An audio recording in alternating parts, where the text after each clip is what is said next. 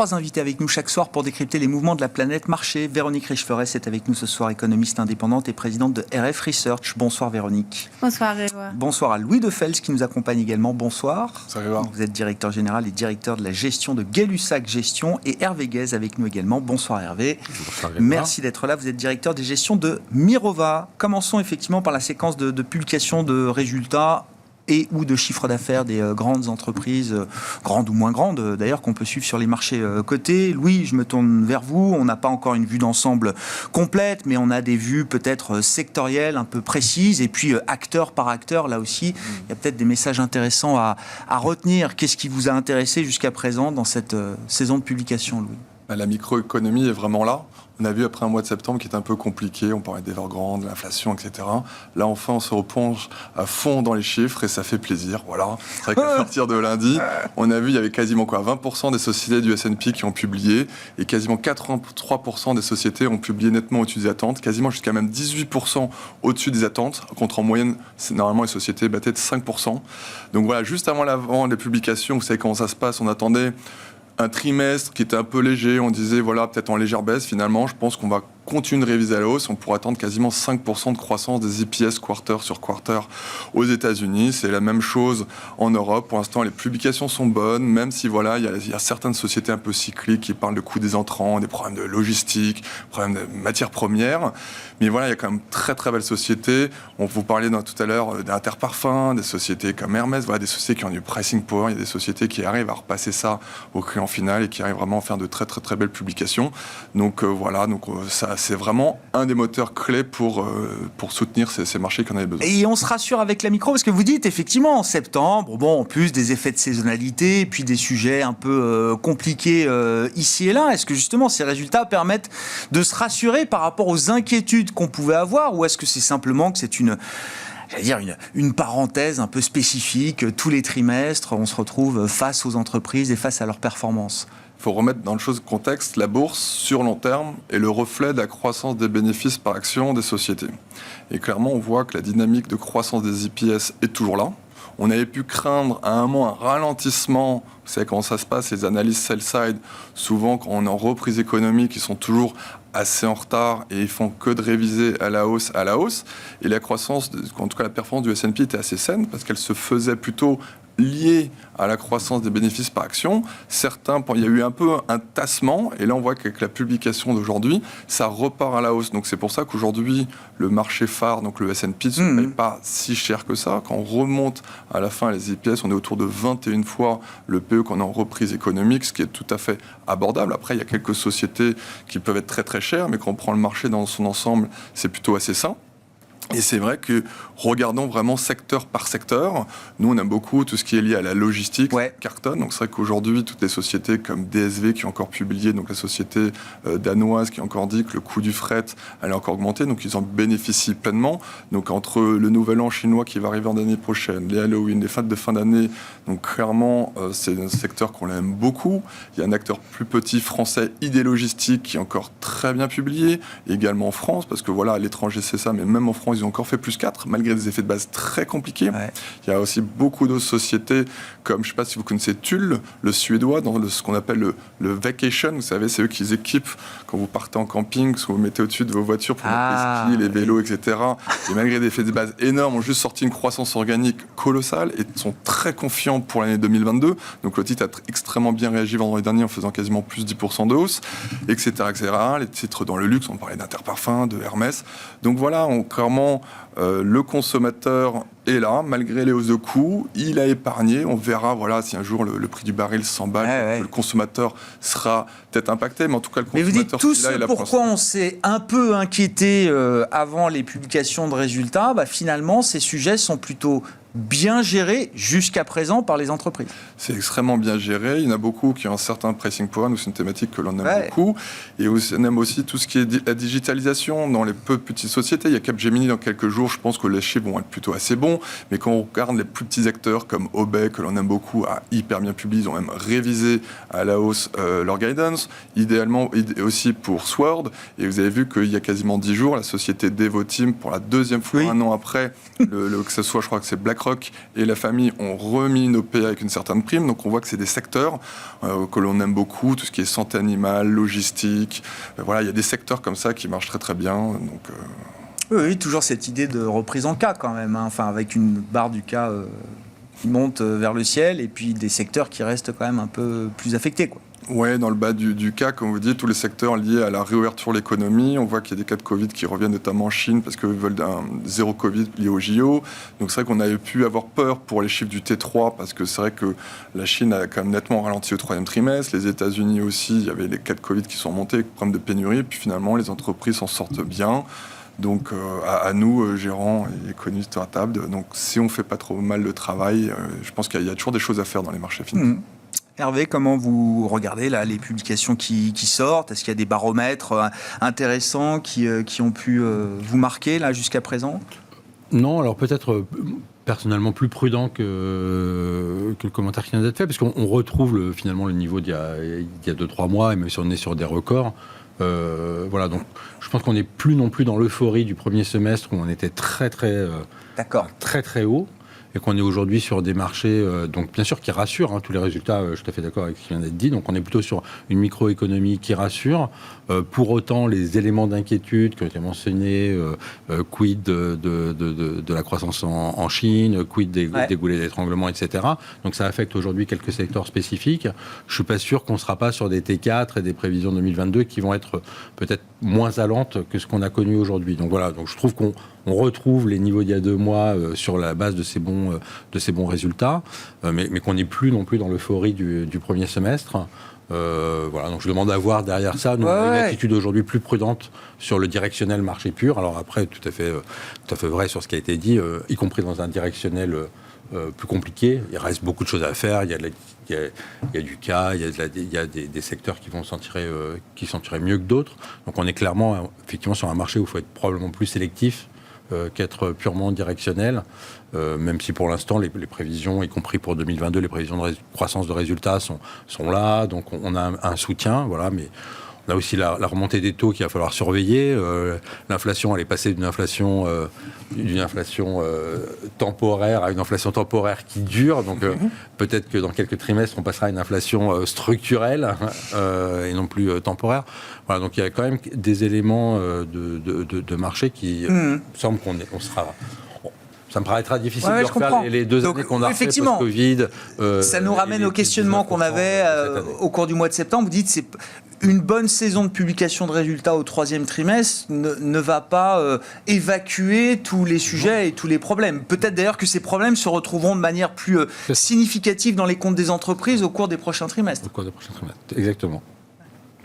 Bon, Véronique, c'est intéressant là. Est-ce qu'il y a une dissonance entre la micro immédiate, les performances opérationnelles des entreprises au 3e trimestre et les sujets macro, alors qui sont relégués au second plan, à peine? Je veux dire, l'inflation est le sujet permanent du moment. Ouais, quand même relayé dans un contexte de marché comme l'actuel, les sujets macro sont toujours un petit peu mis sur le côté, ça on connaît bien. Non, mais en même temps, c'est pas totalement surprenant parce que finalement, on va le voir avec les données du PIB européenne du 3e trimestre là cette semaine. Les PIB du 3e trimestre seront plutôt bons. Ouais. Et d'ailleurs, je crois que l'INSEE avait dit, de mémoire, fin juin, la consommation nous assure un acquis, c'est-à-dire une croissance pour le 3e trimestre de la consommation de 5%. Parce qu'il y a eu réouverture quand même de nos économies. En juin, juillet, les chiffres étaient très bons. Et puis finalement, on a commencé à avoir une très forte dégradation des indicateurs, d'abord chinois, internationaux, asiatiques, en août. Puis ça a commencé à transpirer dans le reste du monde à partir du mois de septembre. Donc je ne sais pas extrêmement surprise de voir des bons résultats, même s'il y a quand même quelques éléments de surprise, il faut bien le reconnaître. Après, toute la question, c'est la suite. Et la hausse des coûts, qui a été quand même très rapide ces derniers mois, depuis août, septembre, octobre, la multiplication des pénuries et le début, semble-t-il, de problématiques liées aux pénuries, aux coûts, à cet environnement qu'on a du mal à cerner d'ailleurs, sur les services. Alors ça n'affecte pas toutes les économies de manière égale. Clairement, la grande perdante semble vraiment l'Allemagne. qui est face à la fois à des difficultés. D'abord, un pays industriel, parmi les premiers au monde, il ne faut pas l'oublier. Et donc, bien évidemment, qui est à la croisée des chemins, et les chemins ne sont pas bien orientés en ce moment pour les industriels. Et puis, l'Allemagne, dont l'activité de service est au prorata, bien évidemment, plus dépendante de l'industrie qu'une France, par exemple. Donc là, les indicateurs allemands sont quand même très mauvais. Je ne serais pas étonnée qu'on retrouve dans les résultats des entreprises, d'ailleurs, allemandes, peut-être même du troisième trimestre, quand même, les résultats de ces difficultés. La France est plutôt protégée. On va l'être tant que le pouvoir d'achat permet de passer ce contexte de hausse des prix. C'est pas non plus en France et en Allemagne qu'on a eu les hausses de prix les plus marquées. Aux États-Unis, en comparaison, c'est beaucoup plus important. Voire au Royaume-Uni, où on commence à avoir des tensions beaucoup plus diffuses. Et c'est véritablement la crainte de pouvoir d'achat. Il faut bien noter quand même qu'aux États-Unis, on a à peu près 5 points de taux d'épargne qui ont disparu dans l'inflation. Voilà. Donc les marges derrière, elles sont quand même réduites, et ça fait un peu mal au cœur de voir ce stock de taux d'épargne grignoté et mangé par l'inflation, alimenter la reprise, et bien disparaître dans l'inflation. Donc voilà, je pense qu'effectivement les résultats seront plus compliqués dans les mois à venir et pour la fin de l'année, et que par la suite il faudra effectivement avoir un volant de demande un peu plus soutenu, notamment au niveau industriel. Et là, les perspectives sur le front industriel, elles sont quand même très compliquées. S'il faut être inquiet pour la locomotive économique de l'Europe, l'Allemagne, alors, la zone euro est en train de terminer sa phase de reprise, un peu en décalé par rapport aux autres économies et aux États-Unis. Le pic américain est déjà passé. On est en train de franchir le pic en Europe, au terme du troisième trimestre, grosso modo. Votre anticipation, Véronique, c'est que la modération de la croissance en zone euro sera beaucoup plus brutale peut-être que ce qu'on va observer aux États-Unis, par exemple ? Non, aux États-Unis, ça va être violent. Là, je pense, le PIB du troisième trimestre ouais. aux États-Unis va faire mal. On a l'impression qu'un certain nombre... On a quelques petits signaux aux États-Unis qui semblent nous dire, tiens, le point bas du momentum de la conjoncture est peut-être en train d'être passé. C'est très fragile encore comme diagnostic, mais par exemple la confiance du Conference Board qui remonte un petit peu, les indicateurs Richmond, etc. Donc on aurait marqué le pic au T2 aux US, on a eu cette phase de décélération au T3, voilà. Et derrière vous dites peut-être qu'on... Peut-être un petit mieux, en tout cas c'est ce qu'on a dans notre scénario. Donc le petit mieux, voilà, ça nous fait une croissance de l'ordre de 1,5% au dernier trimestre, voilà, en rythme annualisé, on arrive, ça fait tout de suite beaucoup plus, forcément, x4. Donc ça peut être assez spectaculaire. Ça le sera sans doute moins, me semble-t-il, en termes de marge et de résultats des entreprises. Et puis après, la question, c'est sur quoi on embraye. Et 2022, comment ça se passe ? Et là, on a quand même l'impression qu'il faudrait effectivement que Joe Biden arrive à minima à réunir les éléments d'un plan de soutien, d'un plan structurel de relance qui permettent de dynamiser. La grande question, c'est l'investissement. Il n'y a pas d'autre question. C'est pas tellement la consommation. Si on veut arriver à aborder cette phase de transition, notamment environnementale, et de pression sur les prix et la ressource des matières premières, il nous faut de l'investissement. Donc, et c'est tout l'enjeu, sachant que les plans de relance, quand les entreprises sont très endettées, garantissent pas forcément qu'on ait un relais de l'investissement privé. Et je crois que l'essentiel de ce qui fera les écarts de diagnostic finalement pour l'année à venir ou les 2 années à venir sera sur l'appréciation de ce potentiel de reprise de l'investissement. Pour ma part, effectivement, je suis assez réservée, peut-être un petit peu plus que la moyenne, parce qu'effectivement, on a des problèmes de surcapacité encore, des capacités qui vont être obsolètes de manière totalement précoce, prématurée, du fait des changements liés à la réglementation environnementale et un taux d'endettement des entreprises qui est un vrai sujet. Et vous dites même à travers l'urgence climatique et la nécessité de la transition écologique, vous dites c'est même pas sûr que ce thème-là, majeur, la mère de tous les sujets aujourd'hui, même pas sûr que ça débloque un nouveau cycle d'investissement c'est toute la question, durable. me semble-t-il, et je dis qu'on on a des raisons de la poser, parce que la réponse n'est pas aussi évidente que ça, et que ce qu'on voit sur les marchés avec l'euphorie de l'ESG, etc., se retrouve pas forcément du côté de l'économie réelle, avec des investissements concrets. Et ce qu'on vit aujourd'hui, même s'il y a quand même un peu de spéculation, je pense, sur les marchés des matières premières, reflète clairement cette insuffisance d'investissement des dernières années, et c'est tout l'enjeu des plans de relance. Il ne s'agit pas de faire des plans de relance pour des plans de relance, il faut qu'ils soient ciblés et qu'ils drainent l'investissement là où on en aura besoin demain. Sinon, on aura énormément de difficultés effectivement à construire un environnement de croissance plus durable, plus soutenable, sans des flambées de prix, etc. Bon, ça nous amène à la COP26, Hervé. Non, mais déjà, c'est intéressant ce que dit Véronique. Est-ce qu'il y a pour vous, là, quand même un écart important entre la réalité de la manière dont les États et le secteur privé se saisissent du problème de la transition écologique, et ce que vivent les marchés à travers le thème et les stratégies ESG? Effectivement, plus personne ne parle que de ça aujourd'hui. Tout le monde capitalise énormément sur ce sujet-là. Ça fonctionne dans les marchés, ça fonctionne commercialement. Est-ce qu'il y a un écart là important entre l'économie financiarisée et ce qu'elle vit justement à travers cette transition écologique et la réalité qu'on va mesurer à travers certains indicateurs, à travers la COP26, ne serait-ce que la capacité des États à porter un discours commun sur ce sujet? Bon, et beaucoup de choses dans ce que vous avez dit. Et vous avez un peu de temps, allez-y.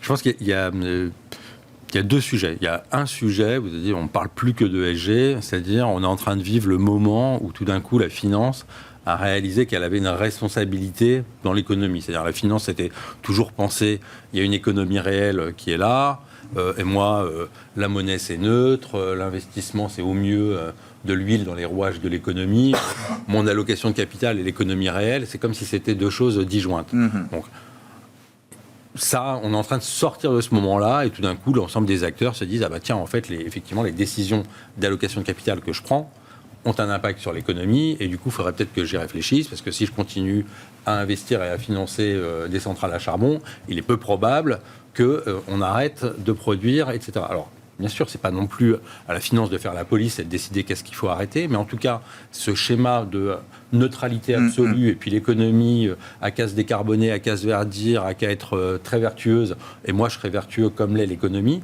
ça c'est un paradigme dans lequel on est en train de sortir.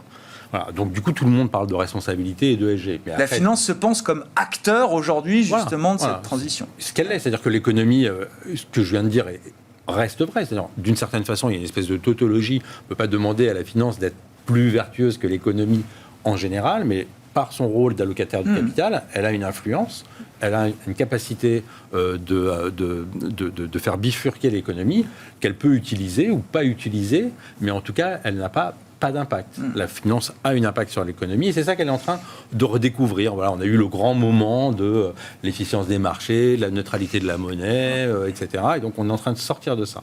Donc, tout le monde parle de l'ESG, mais derrière ça, il y a beaucoup de choses très différentes qui sont mises, et notamment sur le sujet de l'investissement. C'est pas du tout le cas. C'est-à-dire que la plupart des acteurs qui découvrent que la finance a une responsabilité sont pas en train de vous dire, et du coup, du jour au lendemain, j'ai décidé d'aller financer la transition écologique, les programmes de santé de toutes les entreprises qui sont dans le domaine de la santé, etc. Donc ça, c'est là où je veux dire, il y a deux choses différentes. C'est-à-dire, on parle beaucoup de ESG, plus en mode, OK, quels sont les impacts de mes investissements, et ça, tout le monde fait beaucoup de discours là-dessus. Par contre, si on est sur le sujet de l'investissement, là, la réalité est tout autre. Le gros, d'ailleurs, du marché de l'ESG, c'est un fonds qui, avant, n'était pas responsable, qui fait exactement la même chose le lendemain, et qui s'appelle ESG, parce qu'on a dit qu'on allait collecter quelques données ESG, qu'on allait parler quand même au management, dans les meetings management, de sa politique de RSE, etc. Donc, on est devenu responsable. C'est très bien, mais ça n'a pas changé d'un iota l'allocation de capital de ces fonds-là. C'est un point de départ, vous dites. C'est plus un sujet de responsabilité, de se dire, bon, ok, je suis actionnaire d'une entreprise, il faudrait peut-être que je lui parle un peu de sa RSE et pas que de son résultat trimestriel à venir. C'est une bonne chose, mais ça ne modifie pas substantiellement l'allocation de capital. Si on parle maintenant de, ok, il y a une transition environnementale à financer, et ça va nécessiter des plans d'investissement, et ces plans d'investissement vont quelque part devoir être financés par une finance qui se dit responsable, on voit bien qu'on n'est plus du tout sur le même sujet. C'est un sujet, alors je partage complètement ce qui a été dit, c'est-à-dire que pour revenir sur la COP26, c'est vrai qu'on a été sur le moment des annonces. Aujourd'hui, on est plus sur l'exécution. Et qu'est-ce qu'on peut attendre d'une COP26 ? C'est une COP26 sur laquelle on ne fait plus qu'annoncer les plans, mais on est sur voilà combien a été débloqué, voilà combien a été investi. Et c'est là où je rejoins ce qui a été dit. Pour l'instant, ça n'a pas complètement embrayé. On voit bien les difficultés aux États-Unis pour transformer le discours sur le plan en résultats concrets. Les plans de relance, y compris en France, ont été annoncés, mais on voit bien que pour l'instant, c'est le temps long. C'est-à-dire faire de l'investissement sur l'hydrogène, faire de l'investissement sur des réseaux, faire de l'investissement sur des énergies renouvelables décarbonées ou, pour les Français, sur du nucléaire, c'est entre le moment de la décision et le moment où les investissements se réalisent, ça prend du temps. La tragédie des horizons, disait Marc Carnet. Oui. Hein. Les investissements nécessaires ne porteront leurs fruits que dans des générations que nous-mêmes, nous ne pourrons pas observer. Voilà. Alors après, est-ce que la finance dite responsable joue son rôle là-dedans ? En partie. C'est vrai qu'on a vu un marché en introduction en bourse comme on avait rarement vu, qui a été très actif et qui a été notamment très actif sur des entreprises bien positionnées, sur l'hydrogène, sur les matériaux biosourcés. Donc on a une nouvelle économie verte qui se met en place, mais qui reste très petite par rapport à l'économie traditionnelle qui, elle, a encore tout à faire pour se transformer et faire sa transition. Donc, effectivement, le sujet, ça va être est-ce que les gros acteurs de l'économie vont investir massivement sur cette transition environnementale ou est-ce qu'ils vont y aller plus lentement et ça va être les pouvoirs publics qui doivent faire des plans d'investissement, qui sur les recharges électriques, qui sur des électrolyteurs. Mais il ne faut pas attendre des pouvoirs publics une renationalisation de l'économie. On ne fera pas émerger le sujet de l'hydrogène ou le sujet des batteries électriques, etc., uniquement avec des plans d'investissement publics. Voilà. Donc on a des annonces. Franchement, on a aujourd'hui quand même pas mal d'acteurs qui sont très présents sur ces sujets-là. Sur l'automobile est clairement un exemple de ça faisait 10 ans qu'on en parlait. Ouais. Et là, on rentre vraiment... d'ailleurs, c'est un peu douloureux pour eux, puisqu'ils sont effectivement sur une phase d'investissement très lourde. Et une phase d'investissement très lourde, pour des secteurs comme ça se traduit par quoi ? Ça se traduit par des free cash flow qui sont moins bons, puisqu'il faut à la fois financer, maintenir l'outil industriel existant, qui n'est pas arrêté. C'est-à-dire, on n'arrête pas de vous vendre des voitures thermiques. On sait qu'on va réduire les investissements, mais il faut maintenir cet outil-là. Et en plus, il faut continuer à investir. Très bon exemple, l'automobile. Hervé, je vous coupe parce qu'il faut que je passe la parole, mais très bon exemple, l'automobile. Les industriels de l'automobile aujourd'hui vous disent, et disent aux régulateurs, arrêtez, vous nous mettez la tête sous l'eau. On n'y arrivera pas. La régulation est trop stricte et trop rapide pour nous permettre de faire notre transition avec toute la legacy, tout l'héritage qu'on doit gérer. Oui, alors il y a des discours... Ça, c'était très vrai il y a 3 ans. Aujourd'hui, il y a les deux. C'est-à-dire que vous avez des acteurs...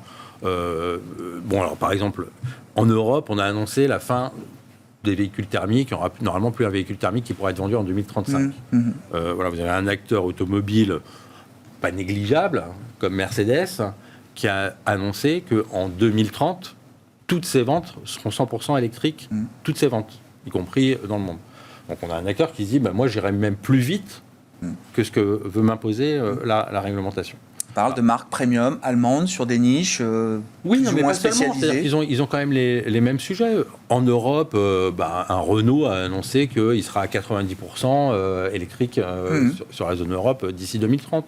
Donc là aussi, on n'est pas très loin. Donc il y a des acteurs qui disent on peut le faire. Voilà. Il y a des acteurs qui sont effectivement qui restent plus précautionneux en disant ça va poser de vrais sujets. Il y a encore sur l'électrification du parc automobile, il y a beaucoup de questions, notamment sur les côtés de recharge. Donc ça, c'est une vraie question. J'imagine que vous n'avez pas envie de faire la queue 30 minutes si vous devez vous arrêter pour recharger votre voiture. Donc ça reste des vraies questions. Il y a une question de transfert de compétences. C'est des vrais sujets, d'accompagnement. Et bien sûr, c'est plus facile à faire sur une marque premium que sur une marque. Mais un Mercedes et un Volkswagen, il y a 10 ans, ils vous disaient non mais c'est jamais de la vie, il y a un Tesla qui frappe à la porte là. Et maintenant, il y a un Tesla qui frappe à la porte. Il y a des constructeurs chinois qui va peut-être pousser les choses. Tesla était très bon parce que le pari de tous les constructeurs automobiles, c'était de dire qu'on va commencer à l'électrique en passant plutôt par le milieu bas de gamme. Et en fait, pas du tout. Finalement, c'est le haut de gamme qui a crevé le plafond. Et on voit aujourd'hui que Tesla, bon, même si les voitures ont moins vendues en ce moment à cause des problèmes de pénurie, mais Tesla, je crois que pour la première fois, là, à l'instant T, a vendu plus de voitures en Europe. En septembre, c'est la Tesla Model 3 qui est le best-seller, toutes catégories confondues, électrique, pas électrique, etc. Sur le mois de septembre. Ah ouais, non, Oui, c'est bien juste sûr. assez incroyable. Oui. Bon. Alors, on n'en a pas beaucoup vendu des voitures au mois de septembre. Non, Oui, c'est Mais- pour ça. non, mais c'est ça qui est intéressant chez Tesla. Alors, je Et ne surtout sais pas qu'il dans n'est pas quelle construit mesure en vous voulez France, en quoi. parler, mais c'est la nouvelle référence industrielle mondiale. C'est-à-dire que l'industrie automobile s'est moquée de Tesla toutes ces dernières années. Jamais ils sortiront une voiture. Qui sachent faire du logiciel, c'est une chose, c'est la Silicon Valley, très bien. Nous, on sait produire, nous, on a des usines. Tesla n'en aura jamais. Qu'est-ce que nous montre Tesla aujourd'hui ? C'est qu'avec la couche logicielle qu'ils ont, sur laquelle ils ont fondé justement tout leur modèle économique et toutes leurs voitures, ils sont capables de passer d'une technologie à l'autre en termes de semi-conducteurs, d'aller chercher les puces là où elles sont, quand elles sont disponibles. Résultat, c'est eux qui sont en capacité de livrer suffisamment de voitures en septembre sur le marché européen. Et surtout, ils font évoluer un peu tout l'écosystème. Les éléments avec Panasonic qui va leur livrer une nouvelle batterie qui paraîtrait un peu plus lourde, mais beaucoup plus performante. On verra bien. Il y en a d'autres qui utilisent moins de terres rares, donc ça sera peut-être moins polluant aussi. Donc voilà, donc c'est vrai que Tesla est en train de faire évoluer tout l'écosystème.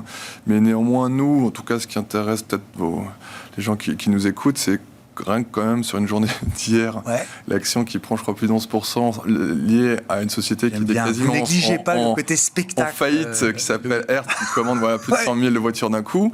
Et je crois que M. Musk a pris s'est enrichi plus de 36 milliards. Et surtout, je crois que l'action globale a pris plus de 120 ou 130 milliards en une journée. Oui. Moi, je dis attention, parce que la dernière fois, ça me faisait penser à une Pourquoi anecdote. attention ? Parce que la dernière fois, en 2000... C'est à la mesure de ce que la taille boursière de Tesla. Mais à chaque fois 100 milliards, c'est 10%, et voilà. Non, mais à chaque fois, quand il y a une société qui, en un jour, faisait plus que je ne sais pas combien de constructeurs réunis, la dernière fois, c'était, je crois que dans les années 2000, c'était France Télécom, rien que sur une journée, avait pris plus de capis boursières que LVMH réunis. Juste pour voir la différence où on est l'un et l'autre par rapport à aujourd'hui. Donc bien évidemment, c'est révolutionnaire, mais voilà, nous, clairement, c'est des thématiques, on n'a pas le choix de regarder. Mais bon, la valorisation de Tesla, c'est un autre sujet, ça. Attention. On est d'accord. Hein. On est d'accord. C'est-à-dire quoi non, mais Tesla, ils vivent son moment avec une espèce d'euphorie boursière. La nouvelle référence industrielle, comme je l'appelle. Non, mais d'accord, c'est une nouvelle référence, mais en termes de capacité industrielle et de concurrence, ils n'ont encore rien vu. C'est en train d'arriver. C'est-à-dire les problèmes que vont rencontrer... L'avance qu'ils ont prise est rattrapable par d'autres acteurs historiques alors, il y de a un vrai l'industrie sujet automobile. sur la partie data, données, véhicules autonomes, où ils sont, qui est un peu le pari. Mais fondamentalement, produire une voiture... l'exemple que je vous donnais, voilà, Mercedes produira 100% de véhicules électriques en 2030. Et y compris à partir de l'année prochaine et dans 2 ans, le nombre de véhicules électriques qui vont être offerts avec des niveaux d'autonomie intéressants, on est en train d'exploser en termes d'offres de véhicules électriques. Et ça, pour l'instant, vous ne l'avez pas. Et donc, vous dites qu'il faut que Tesla se dépêche d'en profiter, quoi. Je pense qu'il y a je ne suis pas sûr que je conseillerais d'investir Tesla sur ces niveaux de valorisation. Voilà. Non, moi, j'étais plutôt parmi les moqueurs de Tesla. Mais tout le monde, on s'est tous plantés, on en a tous rigolé. Je pense que, à mon avis, je ne suis pas spécialiste industriel, vous me connaissez, ce n'est pas mon profil. Mais je pense que si Tesla arrive maintenant à produire des modèles un peu plus petits et un peu plus accessibles au grand public, et les autres vont ramer derrière. Ils vont être à la ramasse. Donc je pense que véritablement, moi je regarde Tesla avec un œil totalement différent aujourd'hui. Je pense qu'ils ont fait preuve effectivement d'une ingéniosité et ils sont là. Un truc, alors moi qui me fascine, qui me paraît même délirant, c'est le patron de Volkswagen, Herbert Diess, qui est arrivé en 2018, donc après les affaires Dieselgate et autres, mais qui est obnubilé par Tesla. En 2020, Tesla lève 12 milliards de dollars sur les marchés de capitaux. Ils font notamment 2 levées de fonds en un trimestre de 5 milliards. Et là, à ce moment-là, Herbert Diess, il dit à ses équipes, regardez, 5 milliards de dollars, c'est même pas le free cash flow annuel de Volkswagen sur l'ensemble de 2019. Eux, ils lèvent ça en claquant des doigts en quelques heures sur le marché américain. Puissance financière sans limite. Il y a 15 jours, il réunit 200 top exécutives pour, pareil, les motiver, les inspirer, comme on dit. Qui est-ce qu'il appelle? Elon Musk. C'est Elon Musk qui est venu faire la retape devant les cadres de Volkswagen avec Herbert Diess qui expliquait comment la couche logicielle, encore une fois, qui est au cœur de tout chez Tesla, permettait au groupe d'être d'une agilité industrielle sans comparable aujourd'hui, notamment dans l'approvisionnement en semi-conducteurs. Enfin, en termes d'éloges... Ouais, mais tout à fait. Moi, je veux bien venir reparler de Tesla dans 1 an. Ouais. Non, mais il y a la question de la valorisation boursière, mais sur le plan industriel. Effectivement, il faut reconnaître que effectivement, toute l'industrie, la capacité de passer sur un modèle 100% électrique et de pénétrer ce marché et de créer une marque, c'est un pari incroyable qui a été réussi. On est aujourd'hui à un moment qui, me semble-t-il, et peut être dangereux, puisque toute l'industrie est en train de basculer là-dessus, sur cette technologie, et Tesla bénéficie de cette avance-là. Voilà. Est-ce qu'il faut aujourd'hui payer 500 fois les résultats de Tesla et 7-8 fois ceux de Mercedes? Bien sûr.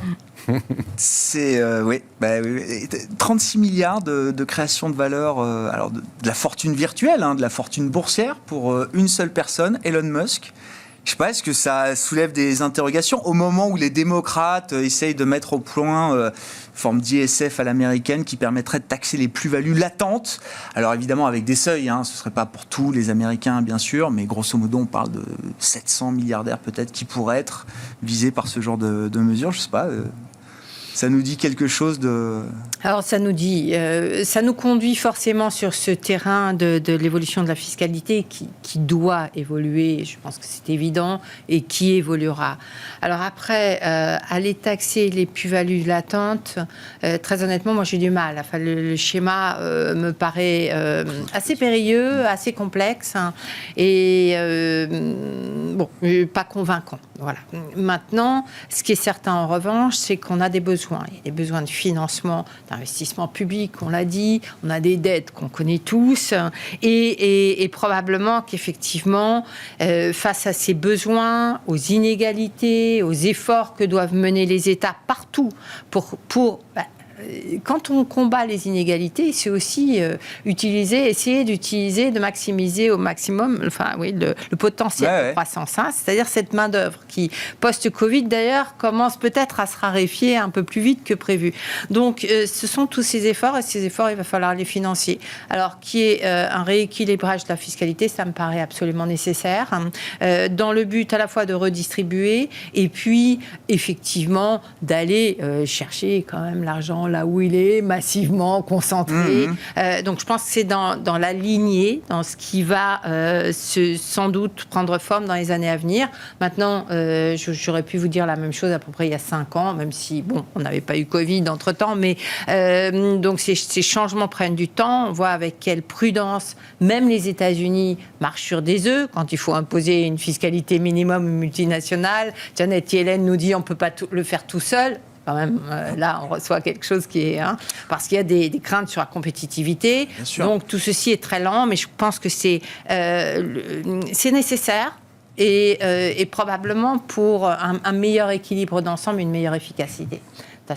Et on peut brandir l'argument social, on peut brandir l'argument environnemental aussi, peut-être, en matière de fiscalité. Tout ça va ensemble.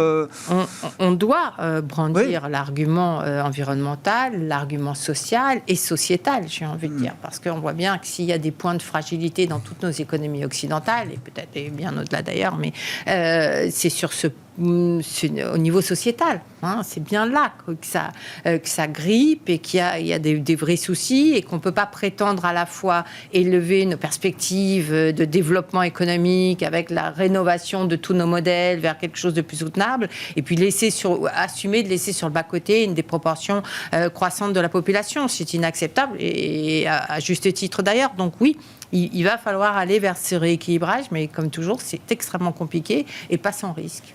Bon, On verra si les plus-values latentes sont taxées un jour aux États-Unis. On n'y est pas encore visiblement, mais rien que le fait que le débat ait lieu aujourd'hui prenne cours au Congrès, chez les démocrates, je ne sais pas si ça inspire un commentaire là aussi. Après, il faut toujours faire attention parce qu'on parlait, vous rappelez des fameux plans de relance Biden, on pensait qu'il allait être financé en remontant les taux d'impôt sur les sociétés américaines que le président Trump avait baissés.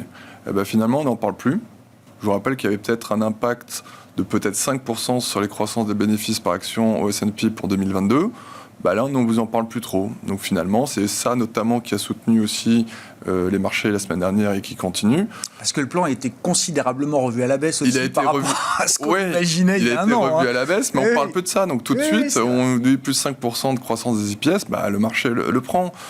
Donc c'est vrai que, comme dit Véronique, c'est un sujet assez complexe, épineux. Ils font un peu de marche avant, un peu de marche arrière. Donc pour l'instant, en tout cas, je ne pense pas que ça soit un sujet trop game changer aujourd'hui qui aura un impact sur les marchés.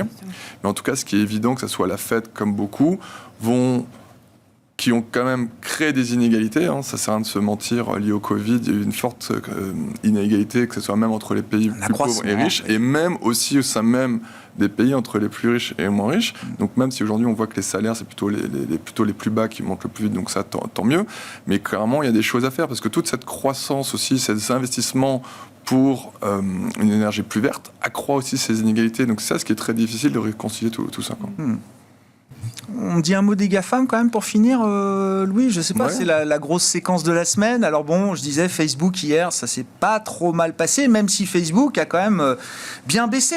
C'est peut-être la valeur qui a le plus baissé d'ailleurs sur 1 ou 2 mois là. Alors Facebook, il faut remettre les choses plusieurs dans le contexte, c'est ça qu'il y a les chiffres micro, mais c'est vraiment les problèmes de Facebook, c'est les réseaux sociaux. Vous savez qu'il y a maintenant, je crois qu'il y avait un lanceur d'alerte, comme c'est passé en disant que entre les profits et le bien-être de ses utilisateurs, c'était toujours les profits. Je crois qu'il y a plus de 30% des jeunes, je ne sais plus exactement où, dans le monde, qui sont quasiment devenus dépressifs parce qu'ils pensent que la vie de leurs petits copains est bien meilleure. Donc c'est Instagram notamment. Ouais, je crois que c'est notamment sur Instagram. Donc voilà, donc imaginez ça, c'est aujourd'hui. Facebook vient d'annoncer mettre 10 milliards dans ce qu'on appelle les métaverses. Je ne sais pas si vous connaissez, c'est vraiment un monde virtuel. Donc en plus, Facebook a le propre Oculus, vous avez la technologie pour pouvoir virtuel. Donc quand je pense qu'aujourd'hui déjà, les jeunes, quand ils sont à table, ils s'échangent par texto que pour échanger. Donc j'ose même pas imaginer aller au restaurant dans 10 ans. Je pense que vous serez dans votre canapé avec votre Oculus et en train d'être tout ça virtuel. C'est vrai que ça fait un peu peur. Au moins, ça crée des emplois, plus de 10 000 emplois créés par Facebook, 10 milliards investis dedans. Donc, c'est vrai que ça fait peur. Facebook va changer de nom dans ces prochains jours pour prendre en compte tout cela. Si en plus, vous rajoutez une fameuse crypto-monnaie pour pouvoir acheter peut-être des tokens, des avatars, tout ça dans le monde virtuel, c'est vrai que ça fait un peu peur. Non mais ça fait peur, ok. Après, vous êtes investisseur. Voilà, c'est que quand je vois tout ça, moi, la seule chose qui me dit, c'est que on n'a pas parlé non plus là, des banques centrales, des rotations sectorielles, ni rien. Mais c'est vrai que très souvent sur le plateau, les gens continuent d'acheter des banques, etc. Parce que bien sûr, on a le vieux réflexe, hausse des taux veut dire bancaire. Mais quand je vois tout ce qui se passe maintenant, tout va être virtuel et sûrement la monnaie va devenir virtuelle. Bon courage aux banques. Dans 10 ans, je ne suis même pas sûr qu'elles existeront encore, qu'il y ait le moindre guichet qui existe encore ou quelque chose. Donc voilà, nous on reste toujours en tout cas en dehors des banques. Même si voilà. Il y a quand même un dernier truc qui fait la force des banques, de ce que je comprends, c'est leur licence. La licence bancaire, c'est quand même un truc. Oui, peut-être en France. Pas sûr que tous les acteurs alternatifs soient aujourd'hui en position d'obtenir éventuellement des licences bancaires. Mais bon, en tout cas, c'est pas un métier d'avenir. Facebook, je sais pas, pour conclure, c'est ESG ou pas c'est compatible avec un fonds ou un gérant qui serait vraiment fortement engagé en profondeur sur la thématique ESG. On peut avoir des groupes comme ça aujourd'hui ou ça devient plus compliqué? Moi, je trouve ça compliqué. Après, c'est vous l'expert, je demande. Dans l'ISR, on a tout. On voit tout. Donc, vous trouverez probablement quelqu'un qui va vous expliquer qu'avec une bonne politique d'engagement actionnarial, on va convaincre Facebook d'investir pour recréer 10 000 emplois pour avoir une modération de ses contenus de qualité. Mais j'y crois pas, parce que 10 000 emplois de plus pour faire la modération de qualité sur les contenus Facebook, c'est déjà que le modèle économique n'est pas si robuste que ça, mais il n'existe plus. Donc non, je pense que d'ailleurs, c'est intéressant. Effectivement, on peut se faire peur avec tout virtuel, etc. Mais quand on entend ce qu'on se dit, on peut se dire aussi, est-ce qu'il n'y a pas un jour où ça va pas du tout advenir, en fait? Et donc, est-ce que le modèle de Facebook, qui est un modèle dans lequel vous avez une utilisation de la vie privée pour enrichir vos algorithmes, pour faire de la publicité, avec un entre-deux, entre je suis un forum, donc je contrôle rien, c'est pas moi qui dis, et oui, bon, quand même, j'ai une responsabilité, donc il faut que je fasse attention à qu'est-ce qui est dans mes contenus. Est-ce que ça, c'est un modèle d'avenir pérenne? Ça pose aussi des vraies questions. Donc, en tout cas, c'est ce qui est sûr et ce qui est passionnant, c'est qu'on vit une transformation majeure, qui va se passer beaucoup de choses. Je ne suis pas si sûr que je me dis que dans 10 ans, Facebook aura créé sa propre monnaie et que les banques seront toutes par terre. Mais en tout cas, il va se passer... Vous êtes comme Bernard Arnault, Hervé Guest, qui disait, dans 100 ans, je ne sais pas si Facebook existera toujours, mais en tout cas, je sais qu'on continuera de boire du champagne. Oui, alors après, peut-être du champagne virtuel avec une pastille qui donnera le goût, je ne sais pas. Mais ce sera triste, voilà. Mais en tout cas, là où il y a un consensus, et dont je suis ravi, c'est transition environnementale, inégalité. Oui, donc quelque part, la finance devient responsable. Et ça, c'est une bonne chose. On s'arrêtera sur ces paroles. Merci à vous trois d'avoir été les invités de Planète Marché ce soir. Hervé Guest, Mirova, Véronique Riche-Flores, RF Research et Louis Defels, Gay-Lussac Gestion, qui était avec nous en plateau.